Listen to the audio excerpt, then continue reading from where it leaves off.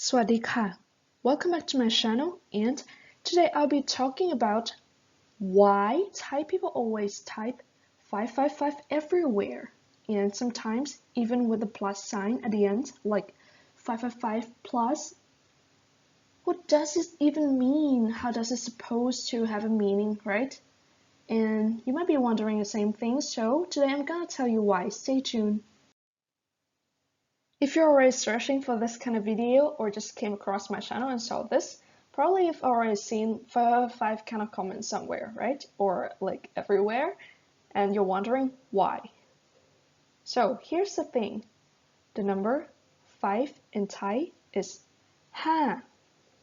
We pronounce it as ha. So basically, 5 is ha ha ha for us. It's just a laughing sound. And sometimes people even add the plus sign at the end.